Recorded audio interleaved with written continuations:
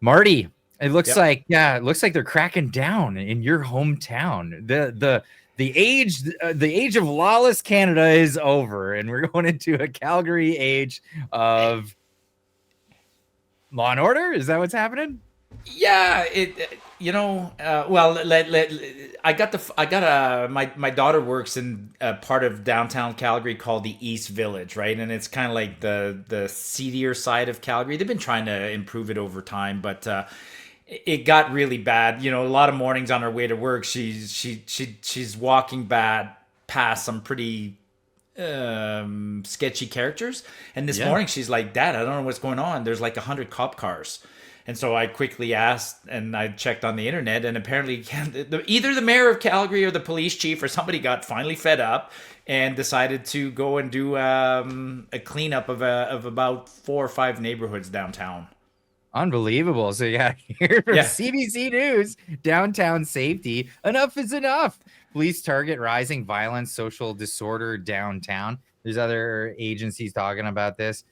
This is actually from the city of Calgary newsroom. Enhancing safety in the downtown core through Safer Calgary Operation Order. Operation Order, they're calling it.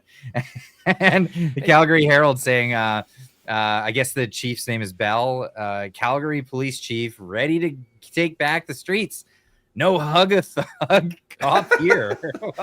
I'm kind of surprised that Jody Gondek didn't do this like 2 days before the election, because this feels like a stunt. You know what I mean? Like, and I think most people are seeing it as a bit of a stunt. Like, I'd rather they handled crime and these problems year round, because like a roundup like this today, I think you guys have roundups like that once in a while too. Don't you guys go and like tear down tent cities and stuff like that? I mean, Oh yeah, that happens from time to time, but Hastings, Vancouver is like the mainstay.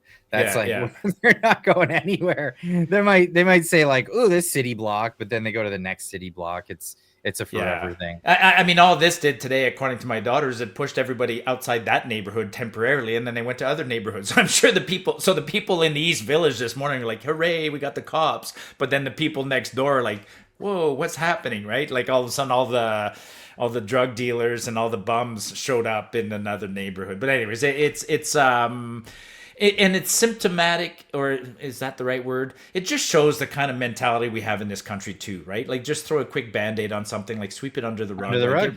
Yeah. get rid of a few people and everything's good. Absolutely. What Yeah. was it like? I think it was London, Ontario at one point. The mayor of London paid the homeless to get on Greyhound buses and sent them to Vancouver. Yeah, Like, yeah. don't die on our cold streets. Here's a ticket to Warmtown. And it's not even Now, that, I mean, it's warmer, but it's wet and cold. now on that thought though, who was the mayor of New York that had a no? What was the mayor of New York who cleaned up New York eventually? That was Rudy Giuliani. Was it Giuliani? And he That had was a Giuliani's stop and frisk policy, and he and he had a, what was the term he called it?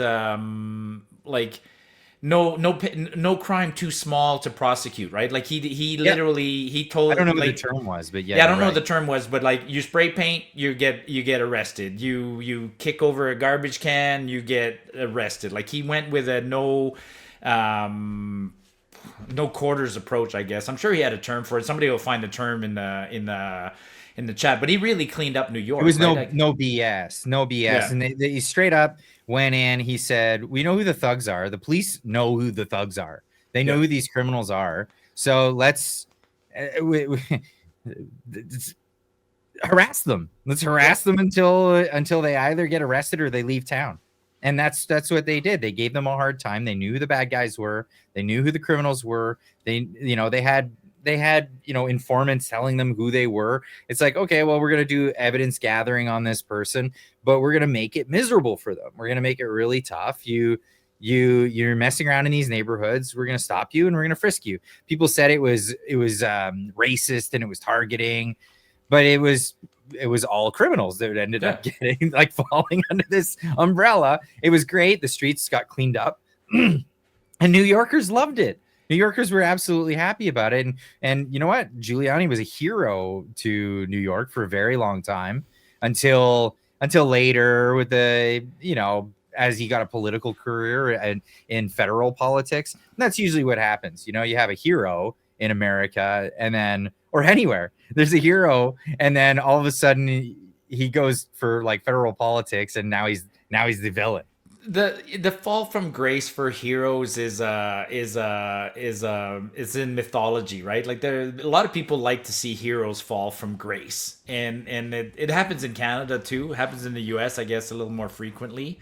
I guess they had a couple of heroes fall this week, right? I mean, the Americans had some big elections going on right now, and some mayoral and what do you call the elections in the U.S.? Gubernatorial. Yeah, the governors. Yeah. For the governors, that's it. So that's what it's called. Now, there was a big election in New York, and that was the one that brought on, wow, what do you say, a socialist, for lack of a better term. I mean, he's openly calls himself a socialist, and that's it. So this is Zoran Mamdani, and if you want a little taste of what he's all about, here he is right here in his own words.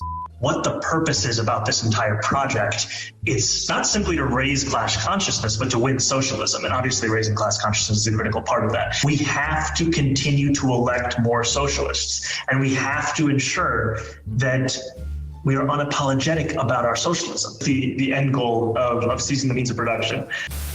I am a proud member of Queens DSA, New York City DSA, and the Democratic Socialists of America. Do you think that billionaires have a right to exist? I don't think that we should have billionaires. Oh yeah, that's enough. You gotta get the concept here. What's the expression, Clyde? What do they always say? Good times make, or good men make good times make... Strong men make good times. Good times make weak men make bad times, and then the cycle. And I think New York is going through that cycle, right? I mean, New York City, just on a per capita base, the GDP of New York is like New York City, not the state of New York. The GDP of New York City is like greater than the GDP of Canada, or close to it. Oh yeah, and is doing extremely well. We just talked about how they cleaned up the crime. They did everything by the book, and that's what happens. They get too comfortable, and back then. Now the crime's been through the roof. Like, crime's crazy in New York now, because it's been under Democrat rule for how long? I mean, but now they had Cuomo, they had all of that. Now they're going full socialist. That's insane. So go visit New York right now, folks, because then you won't want to go visit it in 2 years from now. Oh, I don't know if you want to visit it now. Unbelievable. So, like, apparently in one of his speeches, he had mentioned that he's willing to thwart ICE in their purpose. Now, there's a lot of immigrants that flock to New York. It's a hotbed. It's where a lot of money occurs. It's where a lot of stuff's going on. So a lot of immigrants go there, but also illegal immigrants, and illegal immigrants are the target of ICE, especially ones that are committing crimes or have committed crimes in the past. And so the night before he was elected, Donald Trump was asked about this, and this is what he had to say. I love this clip. Mr. President, your beloved New York City may well be led by a communist soon, Zoran Mamdani, who in his nomination speech said he will defy ICE and will not allow ICE to arrest criminal aliens in New York City. Your message to communist Zoran Mamdani? Well, then we'll have to arrest him. Look, we don't need a communist in this country, but if we have one, I'm going to be watching over him very carefully on behalf of the nation. We send him money. We send him all the things that he needs to run a government. And by the way, they get about 3 times what you get, Ron. If you look at the per capita, Florida gets 1/3 of what New York gets in terms of the numbers. Why don't you give us those numbers? Yeah, well, because that's what we should send him. Yeah, well, like sometimes people say Florida gets more because they count Social Security recipients, but that's not money to the state. Those are seniors that live here. If they moved to North Carolina, you could count it there. So it has no interaction with the state government. They get more on the city and state governments than we get. Right, substantially. We're going to be watching that very carefully, and a lot of people are saying he's here illegally. We're going to look at everything, and ideally. He's going to turn out to be much less than a communist. But right now, he's a communist. That's not a socialist.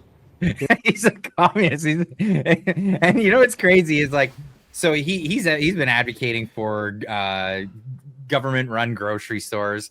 That's like that's the crazy one. We have that from the NDP here as well. In you Canada. got that in we have that here. Yeah.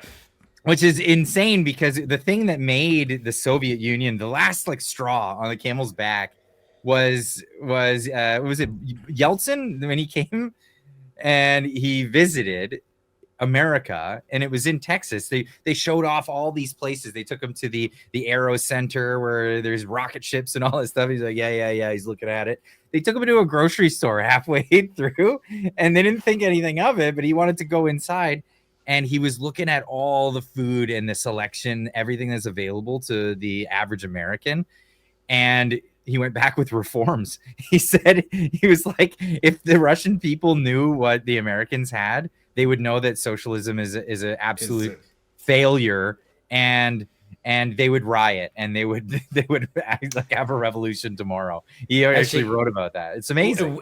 Weirdly, I don't want to lose this thought, but I saw a video today. You know those man on the street videos where they make? I think it was probably filmed in New York because of. Actually, I bet you it was filmed in New York because of the election, and some guy was going on campus and interviewing students and go like, what's your favorite communist country, right? And he was giving him choices like, is it Cuba, Russia, or North Korea?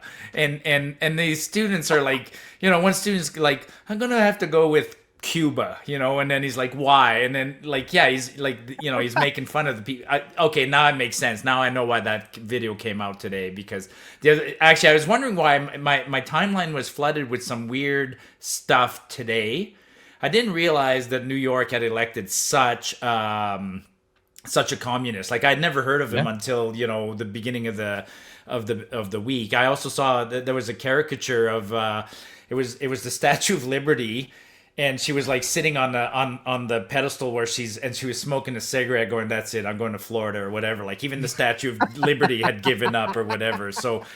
Okay, it sounds pretty bad, but and I'm just baffled. I shouldn't be baffled because we have equally stupid things going on in our country. But why would a nation and a city as prosperous as New York do that to itself? That's the thing. So, like a stat that came out on Joe Rogan's show with Elon Musk, he said, "Do you know that New York, it's 1% of the population pays 50% of the tax base? Right. That's crazy." Right. That's crazy. When you get a communist, a self-pronounced communist joining the ranks of the government, that's going to get them to, they're going to be like the Statue of Liberty you just talked about. Yeah. I'm out of here. I'm going to Florida. I'm taking my money with me. We have the same problem in Canada. That's why I think, and we'll come back to the budget, but that's why I think we are kind of doomed in a way. Like we're going to have a hard time reversing this trend towards more socialism. We're going to have a really hard time reversing it for the same reason. I talk about this all the time. Only 60% of Canadians work. People always find that hard to believe, but trust me, 60% of Canadians work, 40% don't work. That's easy to do the math. I mean, think about anybody under the age of 15 and over the age of 65, let's say, right? So everybody in between, there's 60% of Canadians that work. And of the 60% of Canadians that work, only 10% of that group pays taxes, significant taxes. Sure, everybody says it pays taxes, but like, it's a crazy bell curve, and there's a shit ton of money being collected from the 1% and 2%. So yeah, it's the only thing that explains the most productive as well. And that's the crazy part about it, is it's the people with the most drive. It's the people with the most to benefit society as a whole with building establishments, building companies, corporations, factories, whatever, that employ tons of people. Why in the hell would you chase them out? Like, it's the last thing you want to do. They're the one, everyone is a beneficiary of their productivity. Absolutely. You should champion them and hold them on a pedestal. Absolutely. I think that's supposed to be the case. Yeah, go visit Cuba. Go visit Cuba and see how it works over there. I mean, Cuba, actually, Russia is no longer, still, is Russia communist? Would you call Russia communist? Or has it finally, Russia is no longer communist, right? I think Russia is just like a corrupt oligarchy where you have markets and they're allowed to function. so long as you appease the cartels that Right. there, you know, and the cartels are either government run or they're run by mobsters. You know, it's sort of that, and everybody just kind of openly knows it and just goes along with it. You know, that's kind of how Yeah. I see Russia, really. Yeah. No, I mean, yeah, we do have guys that think like that. You mentioned it, right? Like, what's the leader of the NDP, or the guy who's Levi? Oh, I forget his name. Yeah. Is But that yeah, memorable? like that it still happens in this day and age, right? Like one of the guys who's running for the leadership of the NDP party in this country is openly promoting state-run grocery stores. This week he also promoted we should have state-run media. I'm like, dude, we already have state-run media. Like I don't know what more, you know, like all in the name of protecting from disinformation. But like I've been to countries where I've been to Cuba. I mean, probably a lot of people who listen to us have been to Cuba. Like if you go to Cuba, you do experience that whole concept of lack of food. Like not because it's expensive, it's just not there. You know, even yeah, they and we're not used to that. I mean, actually, I made that comment the other day. Like I was driving, I was driving somewhere, you know, like a Costco. Here's an example, Costco. I've looked at Costco's, and I look at a Costco in amazement, and I ask myself, like, how many calories are in this store? Like a Costco, you know what I mean? Like that's capitalism. Like that's capitalism, right? Like, hey, there's avocados. Like avocados or whatever. Like everything you want is in a Costco, and that's all capitalism. And it is. Yeah, if can you imagine state-run grocery stores in this country? Ugh. I can. They would look a lot like the liquor stores currently in British Columbia. Currently in British Columbia. Okay. Yeah, right. With nothing on the shelves. Touche. Yeah. I can absolutely understand what it would look like there. And in Canada, like the price of everything's going up like crazy every day.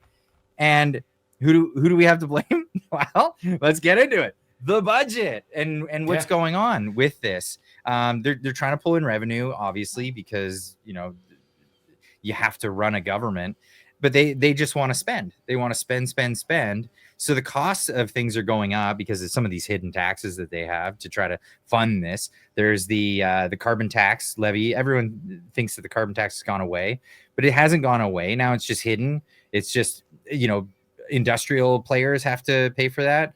But come on, you're raising cattle and you have to put them in a barn and you heat that barn. That's you're paying a carbon tax on that heat. It's commercial, like everything, driving trucks down the road and doing all this stuff. So meat and food and everything is going up in price. It's crazy. Meanwhile, in the United States, all of these things are going down, and people are like, "What? Their brains are melting over this." And Canada's come out with their new budget.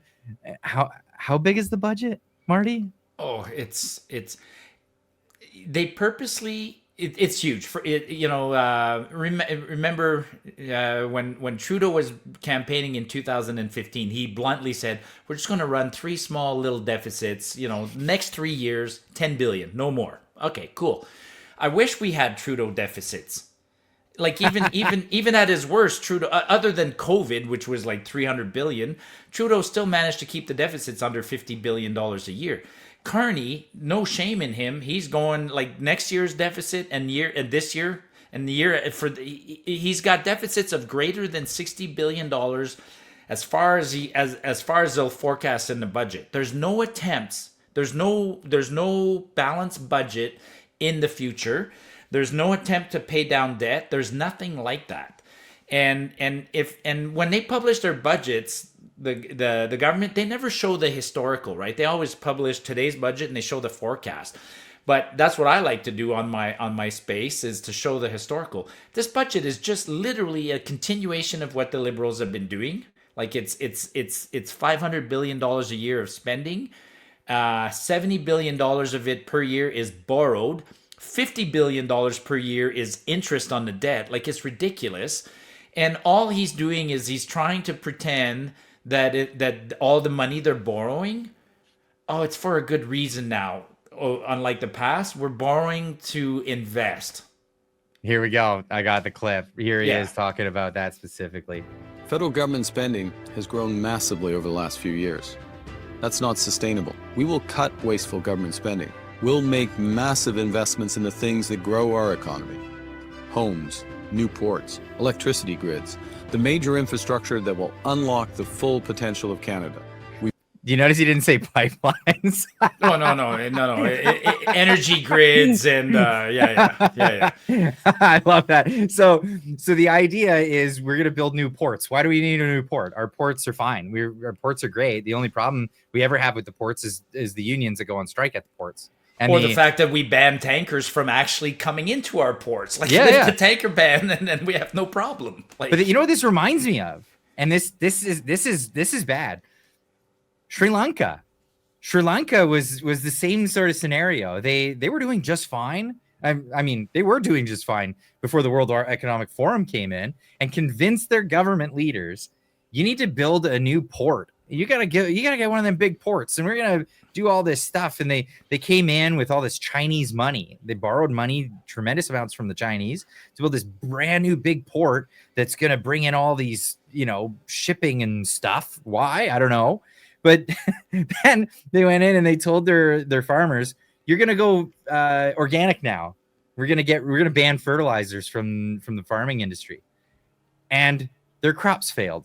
The taxes stopped coming in, and they had an insurrection. They literally had an insurrection, and the government workers were, they fled. The politicians all fled. And what happened? Now they're under the thumb of China. They're under China's thumb because they owe tons of money for this infrastructure they didn't need. And again, it's debt. It's adding more limitations on your sovereignty. They're literally enslaving people with debt. This guy's no different. Yeah. So this guy's no different, but they tried to do a couple of things in the budget to fool Canadians. And I'll tell you 2-3 things they did. The first thing they did, so they're still borrowing recklessly. And how they used to justify their borrowing is they'd always say, well, the debt to GDP ratio is okay, right? It's 30% or whatever. So they had some weird ratio like that, which is bullshit, because you can fudge the GDP number by just throwing in, more immigration, whatever.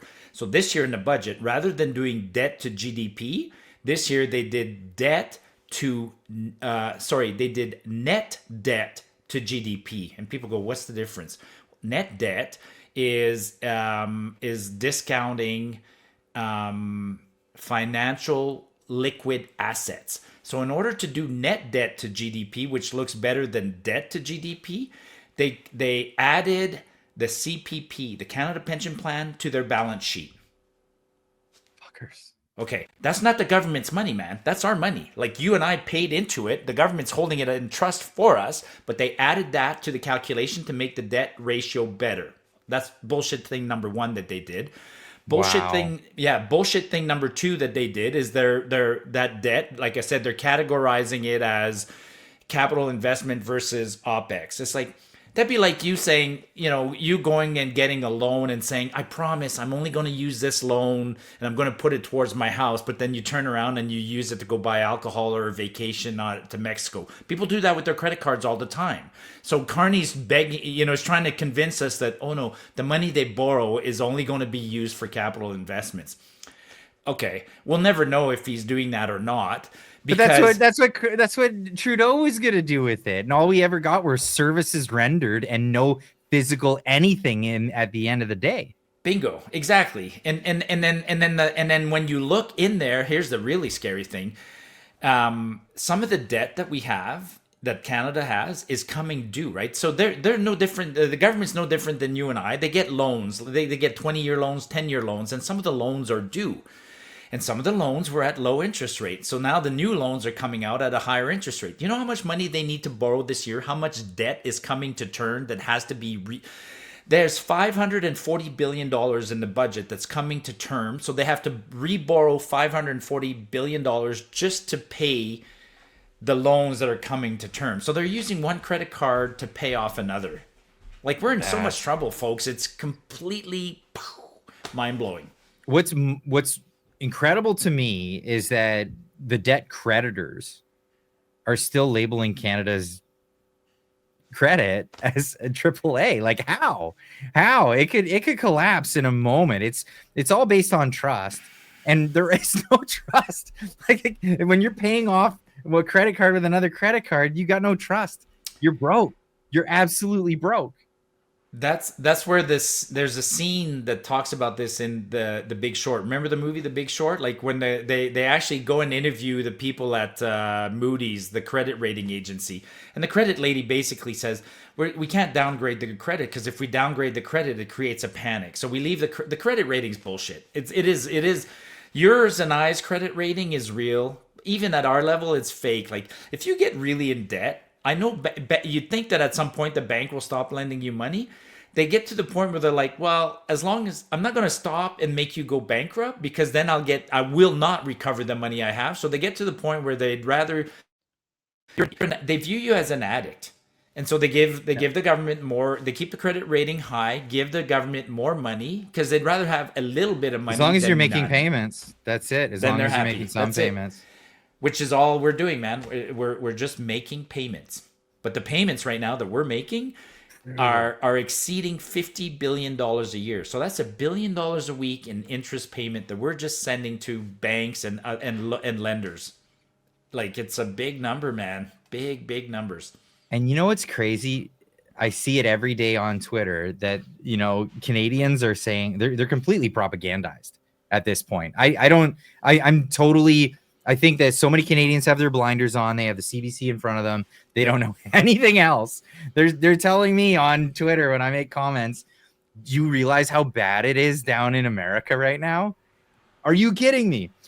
This is news that I think everybody needs to see because this is the reality of the situation. Breaking, Caroline Leavitt stuns the world by announcing tariff revenue, reducing the debt by $600 billion just this year alone. Country. In fact, this year alone, we are going to cut the deficit by $600 billion, namely because of the president's effective use of tariffs. And the president strongly believes that economic security is a matter of national security, and tariffs have a lot to do with that. And this case is not just about President Trump. It's about the use of this emergency authorization for tariffs for future presidents and administrations to come. And we're confident and hopeful that the Supreme Court will do the right thing. So I want to explain something because I think so many people misunderstand what's going on here. I think like what Donald Trump is doing with tariffs is actually an entirely new concept that tariffs are used for. Now, tariffs are generally used for trade protectionism or just a form of taxation, but it really taxes the people in your own country on a item, right? So you have, you could use tariffs as a punitive thing to harm somebody, or you can do it to foster an industry in your country. But Trump's doing something completely different. He's got this whole idea that no, because people think of the widgets that are bought and sold in the marketplace as the actual commodities that are being taxed. No, what's being taxed is the American economy, the entry into the U.S. economy as a whole for other countries. So other countries are blanket tariffed. You have a blanket of whatever. Indonesia's at like 20%. Vietnam's at like 19%.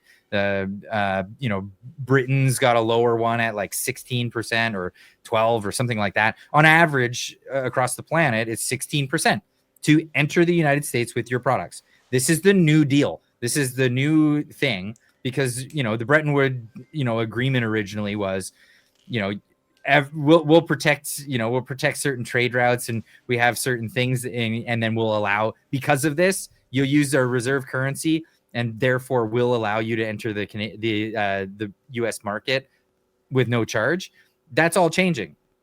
So the largest economy in the world, most lucrative economy in the world, has a barrier to entry. It has a membership fee when you walk in the door, or a Costco club card. And and what's crazy is because everybody wants to trade in the U.S. market, there's still global competition in that marketplace. So people are citing this thing, saying, if you put a tariff on this item, then that item will become more expensive for Americans. But when it's based on the countries, and the competition still exists in America, the price item doesn't go up for those items. They're still competing, and the countries and the companies in those other countries that are entering the U.S. market, what they have to do is take it on the chin. They gotta, I gotta take it on the chin, because I can't. If I raise my prices, I won't be able to. I'll sell nothing. So I want to still sell something in large volumes to this giant economy. This is it's people don't get it though. Well, yeah, I mean, so the tariff, you're talking about a mechanism to encourage more competition. I mean, there's already competition because it's a capital markets are already on their own will try to be efficient. This forces a whole new level of efficiency, and in the long term, I'm surprised they're making that much money in the short term. I would suspect that in the long term, that money will go away because the tariffs will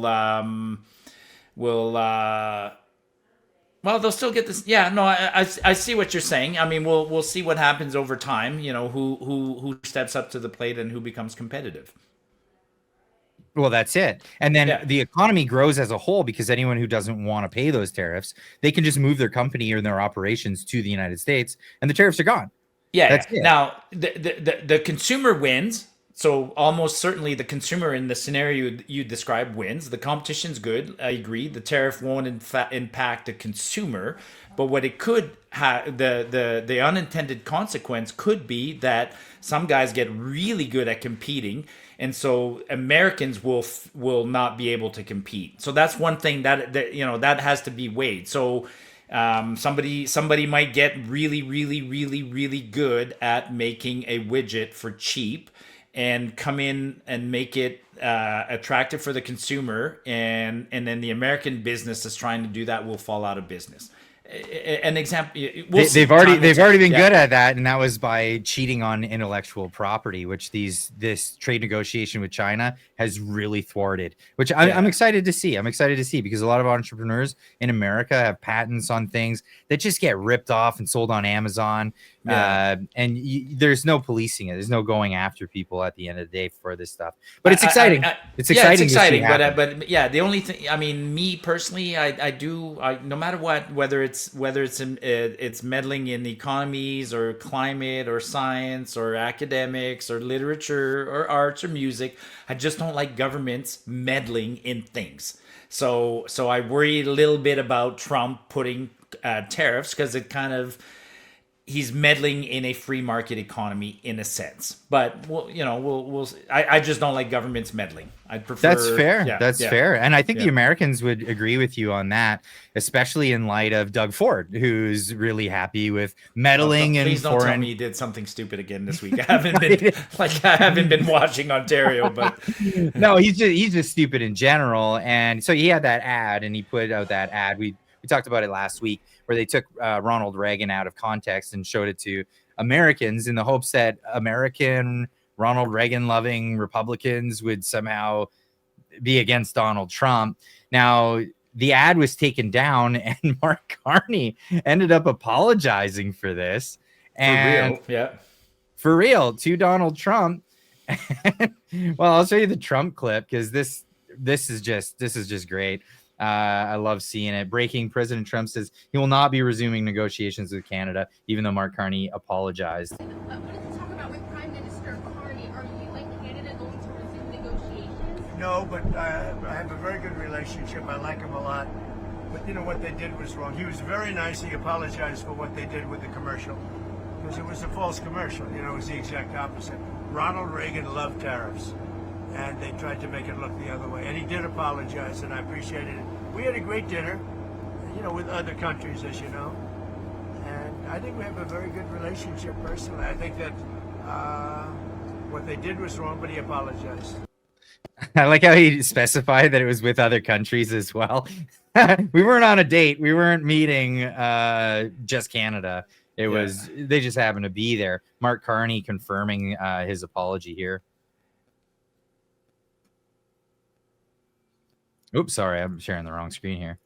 Trump about Ontario's anti-tariff ad. I did apologize to the president. president was offended by the act, or by the ad rather, and it's not something I would have done, which is to put in place that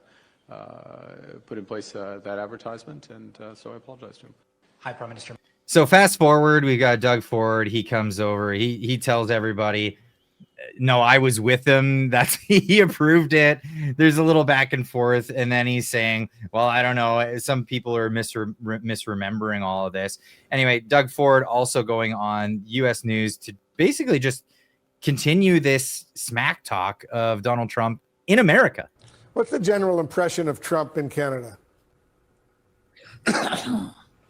He's probably the most disliked politician in the world in Canada because he's attacked his closest family member, and that's the way we look upon it. And when I talk to the governors and senators and Congress people, even Republicans totally disagree, but they're too scared to come out and say anything because the president will go after them.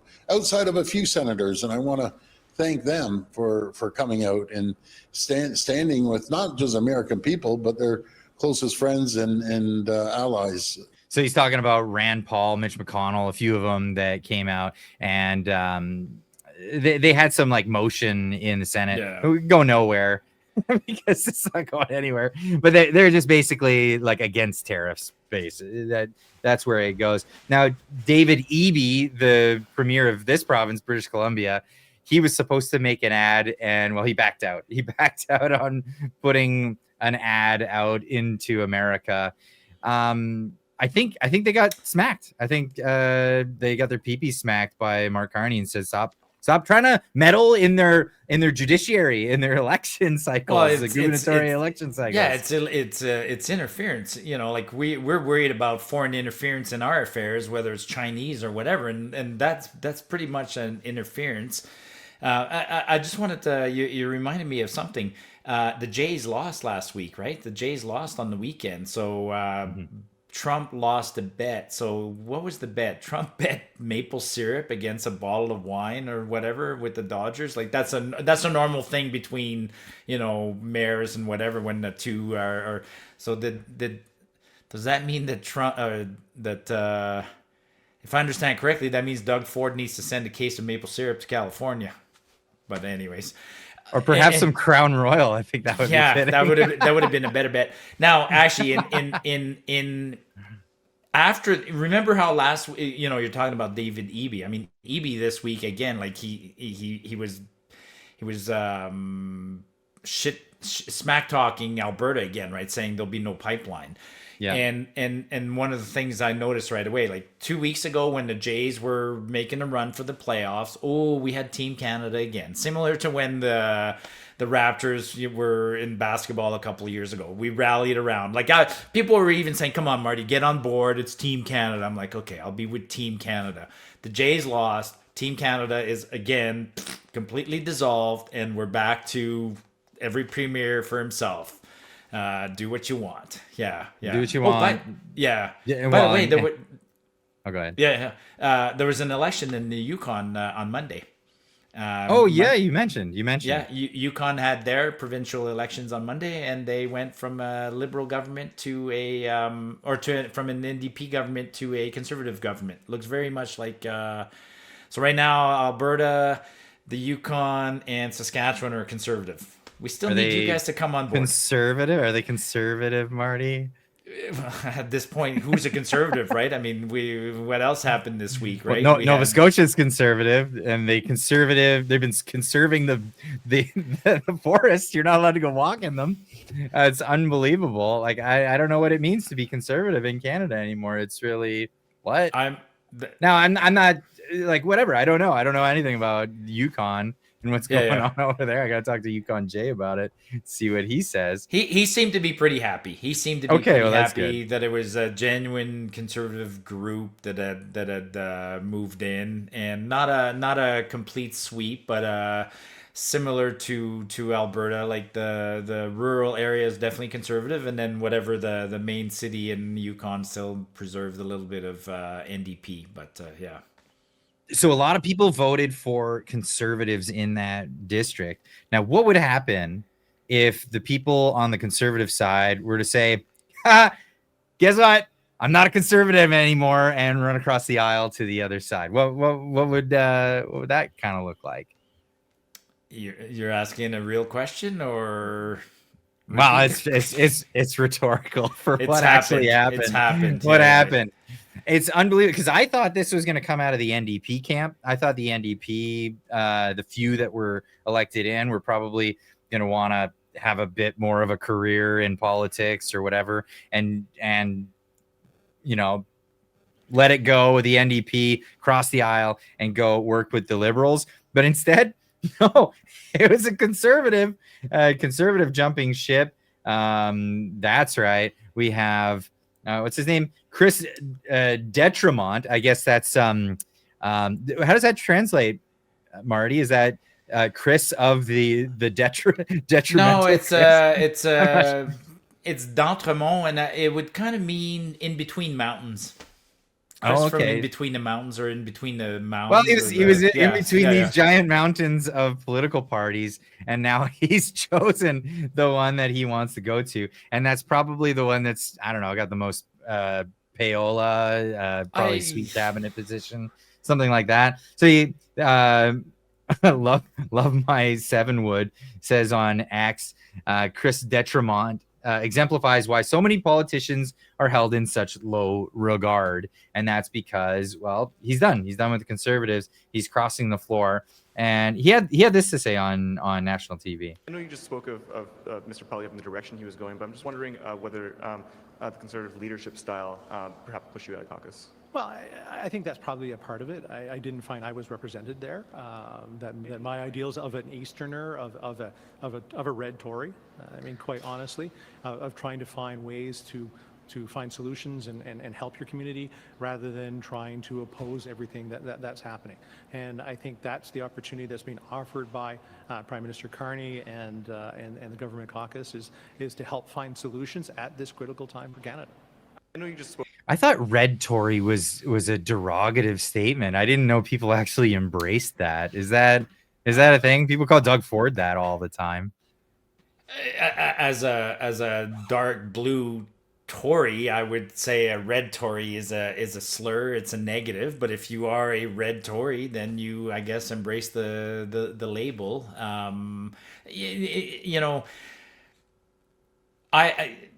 Yes, I agree with my Sevenwood or whatever he said. I mean, this looks bad on that politician. Like, it looks bad on, and by the way, Poilievre's been quiet, and I think he should be quiet on this. I mean, you got nothing to gain by saying anything about this, right? So you got a guy who's the guy. It's a shitty thing to do, and it's happened before, but it's a shitty thing to do, and it's on him. Are the Liberals shitty for accepting him? Sure, to a certain extent, but who's the shittiest person in this whole transaction? It's the guy who's crossing the floor. I mean, and let's not forget who he is. Let's not forget who he is. I made a video about him over a year ago, and this is what the video was. What we are very proud of now is that we penetrate the cabinets. Thank you, Mr. Speaker, and I listened to my colleague's speech. I had a constituent that wanted me to ask a question about outside interference to our democracy. Klaus Schwab is the head of the World Economic Forum, and he bragged how his subversive WWF, World Economic Forum, has, quoted, infiltrated governments around the world. He said that his organization had penetrated more than half of Canada's cabinet. And I was wondering, in the interest of transparency, could the member please name which cabinet ministers are on board with the WEF's agenda? Order. I know that the member was in a really good question there, but the audio is really bad, and the video is really bad as well. And I apologize. I don't know if the member. Okay. The young generation, like Prime Minister Trudeau. Totally just cut him off. So he's talking about that thing that's supposed to be a conspiracy theory, and maybe real. people don't know about this, but this was filmed about 3 years ago maybe. And so even though the Liberals were in power, he was the deputy speaker of the House. Mm-hmm. So the Speaker of the House is not always from the ruling party. Sometimes the Speaker of the House can be anybody else from the other party. So he happened to be. So that's part of people think that this is one of the reasons he jumped ships, because after this election, he didn't retain that title. They had they choose new speakers, new deputy speakers, and stuff like that. And the Conservative Pierre said, "No, you're not going to be. I don't want a Conservative on as a speaker." And that's an important strategic move, because when you have a minority government and votes are always tight, if ever there's a tie and the speaker doesn't vote, the speaker's not allowed to vote. Normally, the speaker only votes if it's a tie. So the speaker becomes a tiebreaker. So in this example, Pierre is like, no, I'm not giving you one of my MPs to be a deputy speaker. The deputy speaker would step in when the main speaker is on vacation or something like that. So can you imagine? We're in a very close government, and then we volunteer one guy to be the deputy. No. So I understand why Pierre did it. He's like, nope, you're not going to be deputy speaker under this government. And apparently he got totally pissed off, and that's why he quit. I mean, I don't know why else he would quit, unless he thinks that the Liberals are going to win a majority in the coming while, which goes to our theory last week, right? I mean, there is a little bit of weight to, could we be heading towards, because this is not enough to win. This is not enough to get the budget approved. Like, the Liberals won one guy, that's fine. There's still not enough to win, to win a non-confidence vote. So I don't know. It's a just another weird day in Canadian politics. Well, like I said, if they want to go to an election, they'll go to the election because the Liberals want to go to the election. That's what'll happen. Yes. So and that's because they think that they'll win more of a majority. But if they already have a majority, I mean, like, if this is enough to convince some others, or if there's the NDP that want to cross the floor, that kind of thing. Imagine that. Imagine Carney pulls off an unelected majority government. That would be a real winner, right? I mean, what would people think at that point? Like, the Canadian populace didn't elect a majority; they elected a minority. But you wanted it anyway, so you did it in an extra democratic fashion. Unbelievable. Yeah, and 5 years ago, I would have said, I hope this happens, and then everybody will finally see the Liberals for who they are. But now I'm at the point, like, oh God, we've seen who they are, and they keep doing it. And if they do it one more time, we're just screwed. So it's like, today was an interesting move. I did not have, okay, I'll be honest, I did not have a Conservative MP crossing the floor to the Liberals on my bingo card. Did not have it. I'm with you. I had one or two NDPs perhaps, but not a Conservative. Marty, you got to say bingo at this point, because this is something you never had on your card. The top general in our country crying on national television. Sorry, I had to do it. This is a perfect segue. It's unbelievable. You called it. We're screwed, in more colorful language. Yeah. Dear Americans, please invade us now. You won't encounter any resistance from our armed forces. This is the top brass, the general of the Canadian Armed Forces, having a cry on national TV. Systemic racism, racial discrimination, and harassment are an affront to these values, and yet we allowed these injustices to occur and fester within our ranks. Therefore, on behalf of the Canadian Armed Forces, I offer my most sincere and deepest apologies. I apologize to every CAF member, veteran who experienced racism, discrimination, and harassment. And I acknowledge we failed you. Systemic racism. Marty, what do you say to this? Do you notice there wasn't a single apology for the people whose careers were lost because they didn't want to take an experimental vaccine from the government? They were forced to do that, and if they didn't, they got discharged from the military dishonorably. Like, are you kidding me? You want to cry about something? This is crazy. Yeah, I mean, I didn't serve, so I'm not a veteran. Didn't serve in the forces, so I mean, to me, this looks bad. You really should have Jeff Evely, or I could give you 15 good veteran guys to interview on this topic. Behind the scenes, I've talked to these guys, I've had chats, and they're all disgusted. They're all literally. Every single one of them that I've chatted with in the last week said that they are so glad that they got out when they did. Jeff Evely went as far as saying he discouraged his son from following in his footsteps. Like, the Canadian military is a complete joke right now. This didn't help. This is not what the Canadian military needs. This is not what it needs. It's not like, it's literally it's a proper apology of like, we screwed up. We went too woke. We're getting, like, a proper apology would be, we're getting rid of that chick. That's the proper apology. We apologize.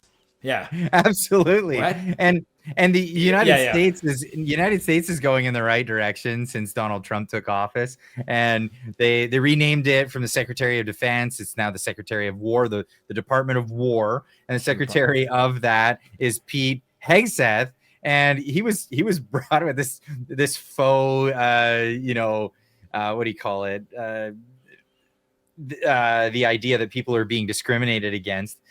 he has no time for it. Here's a clip of him being asked if he was being sexist in the way he was addressing his service members. Acknowledge the female pilots that also participated in this mission. The early messages that you sent out only congratulated the boys. So when I say something like our boys and bombers, see, this is the kind of thing the press does, right? Of course, the chairman mentioned a female bomber pilot. That's fantastic. She's fantastic. She's a hero. I want more female bomber pilots. I hope the men and women of our country sign up to do such brave and audacious things. But when you spin it as, because I say our boys and bombers as a common phrase, I'll keep saying things like that, whether they're men or women. Very proud of that female pilot, just like I'm very proud of those male pilots. And I don't care if it's a male or a female in that cockpit, and the American people don't care. But it's the obsession with race and gender in this department that's changed priorities. We don't do that anymore. We don't play your little games. Yes, right there. Don't play those games. No. In fact, the satirical website, the Babylon Bee, put it out there, said U.S. to invade Canada to establish a democracy. What's going on, Marty? This is crazy. Again, more No, it's bingo card. Yeah, that was an unfortunate thing. Anyways, I mean, and I got a lot of shit. I just want to mention this. I got a lot of shit for saying, "Hey, Americans invade us." Like, everybody's like calling me a traitor or whatever. It's like, similar to what that guy just said. Like, folks, like, take a joke, man. Like, I'm not hoping for the Americans to invade us. Although if they did, that'll be the right time to do it. Now would be the right time. Yeah, like, chill, folks. Like, chill. Yeah, there's our army. Like, my God. Yeah. We're a laughing stock. It's unbelievable. And the armed why is nobody shedding a tear over the fact that our armed servicemen and women, whatever. Oops. I got something playing again in the background. So why is nobody upset that our servicemen are going overseas and they're ill-equipped? Why is nobody concerned about that? Like, there are servicemen that are buying their own helmets. They're buying their own plates. They sent out memos. They sent out memos asking the guys who had anybody who took your sleeping bag home, can you send it back? We need the sleeping bags because they ordered like 50,000 sleeping bags and they suck. So now they're asking the guys to bring back their old sleeping bags, because the same with the rifles that they ordered for the Rangers or whatever. Yeah, it's one of those weeks. I mean, I see that, and then I get hopeful. I get the comments in behind from guys saying we need to get rid of her. She's an embarrassment. But we are a woke country. I mean, I talked about this week. There's only 2 nations in the world that have top military officials are females. And Canada's one of them, and Jamaica's the other one. And I'm not being sexist here. There's I'm pretty certain that there are better qualified men who could have been the generals of the army, but we purposely went out of our way to promote a woman in the role. and it's not being sexist. I want the best person in the role, and I'm sure that that's not the best person. Positive. Weren't like 3 of them sacked because they wouldn't go along with the COVID mandates? The guys? Yeah. Oh yeah. Like so the one guy, the original general, he was told, you got to do these mandates, you got to make it mandatory for the servicemen, and he's like, no, I'm not going to do that. They have rights. Yeah. You know, we can force them to do particular like vaccines or whatever, to malaria and stuff, to go to on deployment. But you're talking about people that are here. They're not going to deploy. There's no danger. No, this is their choice. This is their thing. Nope. So what did they do? They drummed up sexual allegations on the guy. And so he had to step down in disgrace. And then they brought some other guy in. He was the next in line. Same thing happened. They said, make the mandates. And he says no. And they drum up sexual allegations. They had to go through this a few times. That's probably they got a yes man. Yeah, and I guarantee that's the easiest thing to do. Like if you got a general who's sort of quote unquote not towing exactly the political line, yeah, it's easy to get rid of him by finding. You could find some female somewhere in the army who got quote unquote, harassed by that guy. I'd hate to be a senior military officer. They're probably walking on eggshells around right now, but.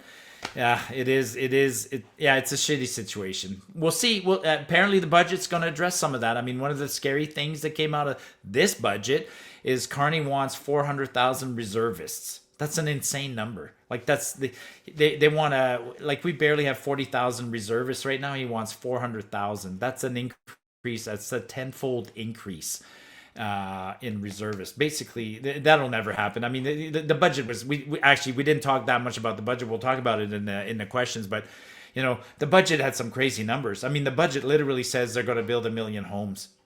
I'm like, wow, okay, 1 million homes. We were supposed to have 50,000 homes by now, Marty. Oh, remember? Hey, let's finish on one funny story. Okay.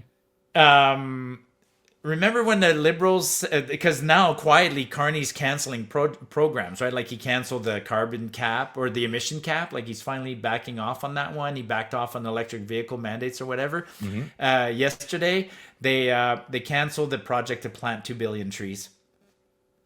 But that was Trudeau's project. Yeah, it's canceled. Oh man! Guess how much they spent on it?